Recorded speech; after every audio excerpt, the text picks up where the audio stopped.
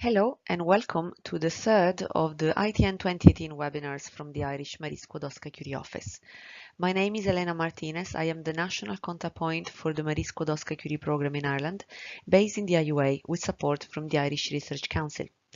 In this webinar, I will give an overview of the impact section in the ITN 2018 program. This is just a reminder that this webinar is part of a series of supports, which include a handbook and other webinars, which are all downloadable from our website, and also on-site clinics and proposal reviews that we carry out. So the impact section is part of part B in the template, so is the second section in the body of the proposal, which has no section page limits per se, but is part of the overall 30 pages limit for the excellence, impact and implementation. This is how the impact section looks like in the template. So it counts for 30% of the weighting in the overall score of the proposal, and it is broken down into 4 sections. 2.1 dealing with the enhancement of the career perspectives and employability of the researchers recruited by the consortium. Section 2.2, which deals in part with structuring the European doctoral programs, and in another part with the innovation potential delivered by this program. 2.3 is about dissemination of results and exploitation, and 2.4 is about communication, public engagement, and outreach. To write a good ITN proposal, it is very important to understand the policy context that has fed into designing this program. The first policy would be the European Charter for Researchers and the Code of Conduct for the Recruitment of Researchers, which is a key element of the EU policy to boost researchers' careers and reduce fragmentation in the recruitment and conduct of research and researchers. So this is a key document that we would advise everyone to read before writing an ITN. The European Research Area, which has to do with creating a single market for research in Europe, principles for innovative doctoral training, of which there are 7 and they all apply to the ITN program, and then 3 of the Europe 2020 flagship initiatives, namely the Innovation Union, the Agenda for New Skills and Jobs, and Youth on the Move. And all of these policies are explained in more detail in our handbook that I refer you to in the expected impact of ITN 2018 is defined in the work program 2018-2020 for Marie Curie. There are 3 levels of expected impact. The first one is at the researcher level. An ITN program is expected to result in increased sets of skills, both research-related and transferable ones for researchers that should therefore become more employable and have more career prospects both in and outside academia. It should result in an increase in in the impact of R&I output, so research and innovation output, and a greater contribution to the knowledge-based economy and society. At organization level, so for each one of the consortium members, an ITN program would result in enhanced cooperation and better transfer of knowledge between sectors and disciplines, improvement in the quality of training programs and supervision arrangements, creation of new networks and enhanced quality of existing ones, boosting research and innovation capacity among participants, and increased internationalization of participants. Finally, at system level, so the research system in Europe, so at a European level, it's an increase in international, interdisciplinary and intersectoral mobility of researchers in Europe. These are commonly referred to as the 3 I's. More structured and innovative doctoral training, an enhanced implementation of the European Charter and Code and the EU principles for innovative doctoral training that I mentioned before, stronger links between the European research area and the European higher education area, improvement in the working and employment conditions for doctoral candidates in Europe, increased societal and economic relevance of European higher education, strengthening Europe's human capital base in R&I, increasing Europe's attractiveness as a leading research destination, and finally, better quality of research and innovation contributing to Europe's competitiveness and growth. There are cross-cutting issues in Horizon 2020 that also apply to the Marie Skłodowska-Curie actions, and these should be mentioned, of course, in the impact sector section, but also are relevant to other sections of the proposal, and so they have been, I would have mentioned them in the different webinars when they were relevant. So the first one is gender equality, but also gender in research. It is open science, both in terms of open access to publications, but also open data and open research. Communication and dissemination, which are not the same thing, and I'll go through these in more detail later in this webinar. Responsible research and innovation, which includes research integrity, and sustainable development and climate action, on which a significant portion of the Horizon 2020 budget is mandated to address. So starting with the first section in the impact section, which is 2.1, dealing with careers, employability, and skills of the researchers. So the overall aim of the program is to show, the overall aim of this section is to show a detailed understanding of how the graduates will be employable and by who and why. And this is because the overall aim of the program is to make the recruited fellows more employable both in academia and outside academia. So here you have to show that you have a very clear idea of how you're going to achieve that target. And this is achieved by presenting a credible analysis of how the elements of the program will make them employable through research training, transferable skills training, communication and dissemination activities, and secondments and other opportunities for exposure to other organizations. You don't have to repeat the training program here, but you have to make a clear link between the employment opportunities and the skills required in the sectors that you envisage being the employers of the fellows and the training that you are providing. And credibility refers to the fact that if the fellows are not consistently and meaningfully exposed, for example, to another sector, you cannot be credible in claiming that they will be more employable in that other sector. Emphasizing the triple I's, as I was mentioning, of the program: international, intersectoral, and interdisciplinary, which stem from these EU principles for innovative doctoral training, and making a strong link between your program's elements and EU policies about research careers and employability. The book will help with this.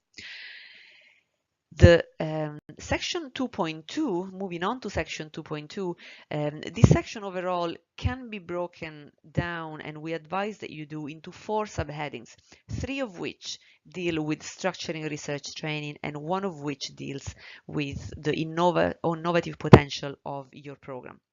So starting with the first one. The first one is contribution to structuring early stage and doctoral training. And this annex of the Erasmus Mundus Handbook of Excellence in Doctoral Training clarify what, again, it should be the aim for an ITN, which is working towards a more European doctorate, taking programs into a multidisciplinary and collaborative activity focused not just on local and national goals, but those European programs positioning themselves in a competitive global environment. So it's about less silos and more collaboration among European organizations. There is an agreed set of rules to design a good doctoral program and good, appropriate program elements, which are contained in the Salzburg II principles and in the principles for innovative doctoral training. So you can consult both of them. So it's important to explain how your program adheres to those rules. For example, you can take the 7 principles for innovative doctoral training and explain how your ITN incorporates each of those principles. You can also explain here how your program will help the further development of a European collaborative research training program in this specific area, and describe how you will continue the program after the ITN is over. Will you continue to collaborate informally? Will you ask for or apply for more funding to this or other programs, and so on and so forth. So the second aspect of the structuring research training, and this is the second subheading, is the contribution of the non-academic sector, also stemming from those policy documents and those recommendations. So in this section, you can demonstrate how the exposure of the fellows to the non-academic sector is meaningful in your program. So are the secondments of sufficient duration and content, for example, to ensure the employability of the trained fellow in the non-academic sector and the excellence and impact of the research training. and of course it's not just about secondments, because the non-academic sector will be involved in various ways, by delivering courses, by co-supervising, and so on. So just explain how this involvement is indeed meaningful. And the second aspect is to explain how the contribution of the non-academic sector participants to this particular program is essential to improving intersectoral collaboration in research training in this research area. So it is the research and the training aspects again together.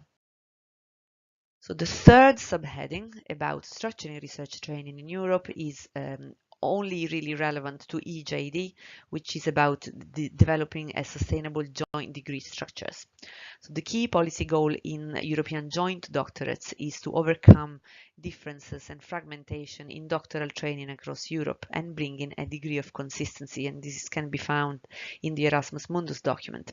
So the harmonization of institutional processes involved in developing joint degrees will help to bring consistency to the doctoral experience across Europe. So this is the target. So in your EJD application, you should explain how your program will help with developing the consistency of the doctoral experience. So will you have, and how will you manage a unified selection process, recruitment process, monitoring, awarding processes across a number of beneficiaries who will have all agreed to deliver a joint or multiple doctoral degree. And then you would have to explain how you will continue the joint degree process in the consortium after the EJD is over. For example, again, you could be applying for continued funding for continued PhD studentships that multiple or bilateral agreements between consortium members could continue to fund as joint degrees after this. So the fourth subheading is about the EU, strengthening the EU innovation capacity. So this is slightly different from the other three. It's really about the impact, the societal and economic impact of your program. So you'll have to explain how the research program will contribute to Europe's economy and society. So first of all, identify what type of innovation your program and fellows will deliver. Will it be new policies and new products, and who will be the final users? So it really should be not to be confused with the dissemination and outreach, but it's really how is the innovation going to happen, in which form, and in terms of explaining the relevance of this innovation and why is this needed now, why is this new policy needed now, you can link to EU policy goals, which can be general policy goals or can be sectoral policies that we have referenced in the handbook as well. So if your program builds on an existing ITN or a cost action or other funded project, you can explain how it does so, and but it's important here to make clear that you propose to go beyond the previous program and you're not just repeating the same effort. And again, in terms of policy alignment, if your program is relevant as well to climate change or sustainable development, you can mention it here again in terms of justifying the relevance of your proposal from a policy point of view, as long as it is realistic, of course, and also again, the handbook refers to a number of, in fact, to all of the UN Sustainable Development Goals. They're quite broad, so it's quite easy to fit a research area into one of those goals. Another policy to mention. Now, moving on to the third section of the impact criterion. The third section is dissemination and exploitation. Dissemination has to do with disseminating and communicating the results to a specialist target audience. So other researchers that will read your articles or your books or your monographs, potential users that will use your patents, and the wider research and innovation community that again will use your technical results. You will have to describe here how you will ensure that this audience learns about the research activities and the outputs of the consortium and what is the potential impact of disseminating to them. Intellectual property rights, protection and exploitation is also dealt with in this section. So here you'll have to explain how the research results are useful to business or generally not just to the academic and research community. Outline plans to protect and exploit any intellectual property or commercial potential arising from the program, and the rules for Marie Curie are explained at this link provided. And again, define what is the potential impact of exploiting the commercial potential or intellectual property arising from this consortium. But the research results might be useful to the wider society beyond intellectual property protection. So if applicable, how will you ensure that relevant societal actors, such as patients, citizens, community, voluntary sector, will benefit from your project, and what is the potential impact of societal exploitation of the results? So going into more details, to write the dissemination section, it is important to identify the target audiences, and we have some examples here. So remember, these are specialist audiences, technical audiences. Describe the dissemination methods, and you would have described your deliverables in the proposal as well, and so describe them in detail. And finally, describe the impact of the dissemination. Starting with step 1, identify the target audiences. In this table, we have a few examples of potential target audiences that should be relevant to different scientific and non-scientific domains, research domains. And yeah, so you can take inspiration from these tables. Again, these are technical audiences that should not be mixed up with the general public, and it shouldn't just be down to the coordinator, but to the whole consortium to identify target audiences in their area. In step 2 is the dissemination method. So researchers will be generally very familiar with these. It's conferences, events, workshops, seminars, peer-reviewed journals, but also other types of publications such as books, monographs, and so on. Publishing in open access repository is a must in terms of open access to publications. And there is more guidance in the ITN guide for applicants. And again, when the results are more industry-facing, industry magazines, journals, and the general European Commission dissemination tools. Again, all benefits involved in this exercise. And finally, in step 3, describe the impact of the dissemination methods, because this is still the impact criteria. And these are some examples. You can draw attention to funding sources. So your dissemination will draw the attention to from funding sources to highlight the need and ultimate benefits of this research. They will contribute to the Innovation Union. They will enhance the visibility of the various fellows for potential employment. They will attract the interest of potential partners or future projects. They will encourage talented students and scientists to join the beneficiaries involved. They can enhance the reputation of the participants at different levels. They can make industry aware of results to be exploited, and they can influence a policy on a topic that the research relates to. So that was for the dissemination. So still within 2.3, this is about the exploitation of research and results in intellectual property. So it is important to have a clear idea of the research results that will arise from this program to be able to envisage a protection and exploitation strategy. So you can briefly refer to the type of results that will come out of this project. You will have defined a more specific list of deliverables in other parts. You don't need to repeat it here, but just the type of result will inform the type of protection and exploitation that can be envisaged within your program. So having defined the type of results, explain how you will protect the results if relevant. So it could be patents, copyrights, and so on. And how have you decided to allocate the IP in your consortium? The rules are explained at this link that I mentioned before, and I would strongly advise for any research domain to liaise early with the technology transfer office in your research institution that can advise you on writing this section and on devising an IP management plan that will actually be mentioned in section 3, implementation of your proposal. So just a note for those that plan to patent their results, the patenting and IPR protection and the dissemination are not and should not be mutually exclusive.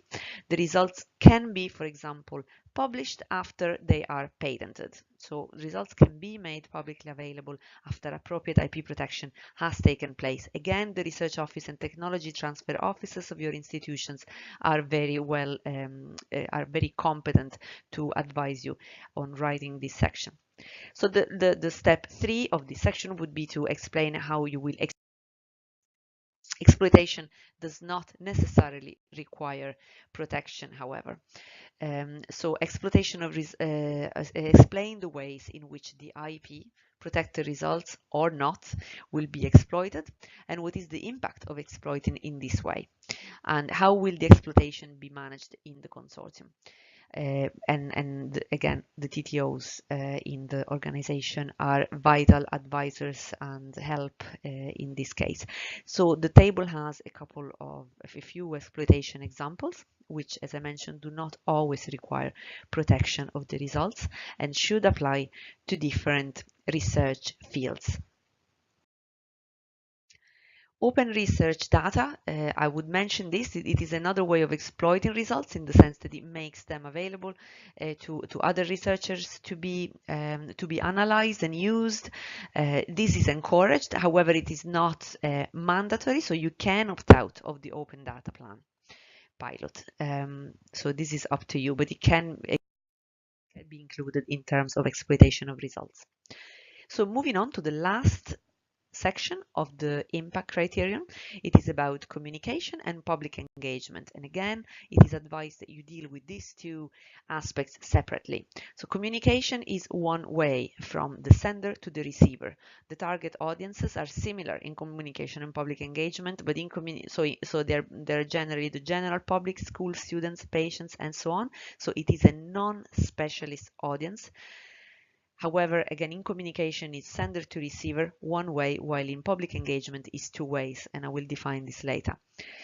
So here you will describe how you will ensure that these audiences learn about the research activities and what is the potential impact of disseminating to them. And there is a general guidance on communication and public engagement in Horizon 2020 that is at this link that you can read further clarification and, I suppose, examples. So for the communication section, again, describe the activities that the consortium will perform to ensure media coverage, ensure that the fellows are actively involved, even though you will have help and support from experts in the field, such as a communication officer, and describe the potential impact of getting media coverage for the project. So the audience, the message, and the channel all should be defined as highlighted in this graph, and the channels you will see is TV, newspapers, blogs, websites, social media. So it is one way sender to receiver broadly. In public engagement, the audiences will be again the same. It will be the public, school students, pupils, end users. However, it is a two-way type of communication. Which generally is delivered in person. So it will be science event talks at science events, school visit demonstrations, career events, and the fellows should definitely be highly involved in this type of activity, which needs to take place across the whole consortium and not just in Ireland. Again, talk to experts at your institution, see what national activities you can join. Certainly in Ireland we have a few, such as Pint of Science, SFI Discover, and there could be a Marie Skłodowska-Curie funded Researchers' Night all over Europe. These events happen all over Europe, so they can really be relevant for different organizations in your consortium. And again, define what is the potential impact of engaging the of your ITN.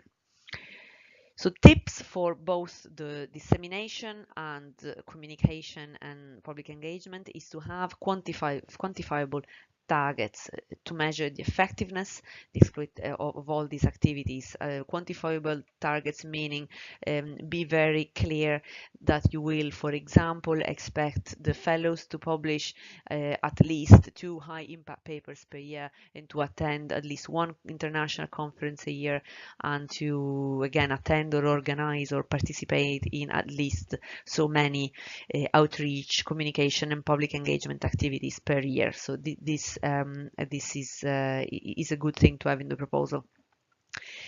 Communication and dissemination link very strongly as well to other parts of the proposal. So first of all, the training.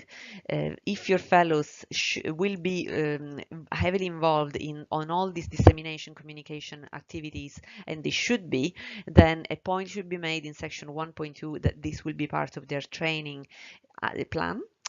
And their training in general.